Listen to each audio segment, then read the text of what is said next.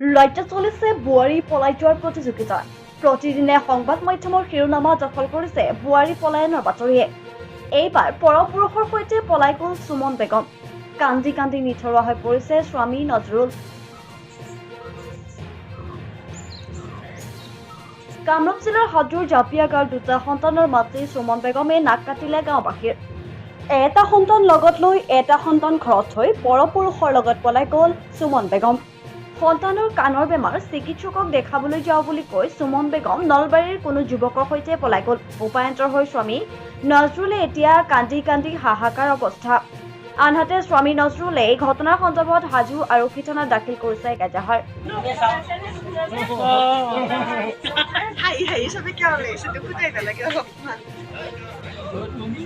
স্কুলত থৈছে পিন্ধে থৈ চুমান কইনা মোৰ চুমান বেগম।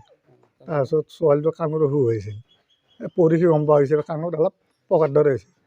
তাৰপিছত মই বোলো ডিমু ধূলি মাল হৈ যাওঁ, কৈছোঁ নহয় দে মিলানত পঢ়নাপক দেখাইলেও হওক। মই বোলো যাত ডাক্তৰখানাত। তাৰপিছত যিমানে দেৰি হ'ল মই ভাবছোঁ কি মনত মাহে ঘাটত টকা গৈছে ওচৰতে ঘৰ। তাৰপিছত 2টা আঢ়ৈটামানত তাই ফোন কৰিছে ভিনিটোৰ তাত, পৰিয়ালে কৈছে মই নলবাৰী ল'ৰা এটাৰ লগত গুচি আহিছোঁ, পলাই যাওঁ বুলি কৈছে।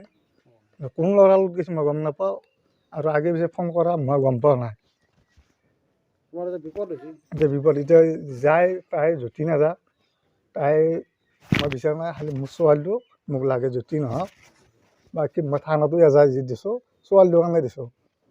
তাই নিজে খুচি কৰি আহি গৈছিলোঁ, তাই বেলেগ সম্পৰ্ক কৰক, মই এইটো আপত্তি কৰা নাই, খালি মোৰ ছোৱালীটো মোক লাগে আৰু। ল'ৰা এটা ছোৱালী এটা। এইটো ল'ৰা মোৰ। ইয়াৰ বয়স 5 বছৰ, 7 বছৰ। ইমান সৰু ল'ৰা ছোৱালী তোমাৰ মাইকী পলাই গ'ল নে? এতিয়া যে কিবা অভাৱ পাইছে, কোনো পিন্ধা উৰা হওক খোৱা লোৱা হওক কোনো চাইডৰ অভাৱ পোৱা নাই। মই যেখান দিন হাজিৰা কৰোঁ লাইনৰ কাম কৰা পিছত আজিকালি ঘৰত দি পোৱা নাই। এই ল'ৰা ছোৱালীও তাইৰ নামতে কিবা খাই কিবা নাখায়, মই আজিকালি হিচাপ লোৱা নাই। তুমি প্ৰেম কৰি বিয়া কৰাইছিলা না ঘৰৰ মানুহে? নাই, মই ভাল পাই লাগি আছোঁ। ভাল পাই বিয়া কৰা? তোমাক ভাল পোৱাৰ পিছত আৰু এটা ভাল পালে?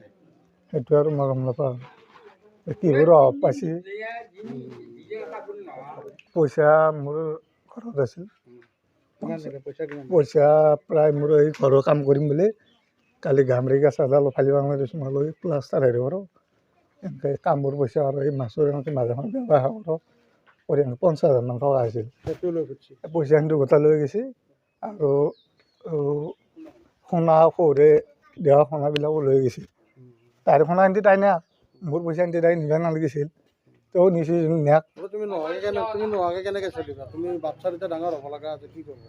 এতিয়া উপায় নাই, মোৰ ছোৱালীটো আৰু ল'ৰাটোক লৈ মই থাকিম আৰু।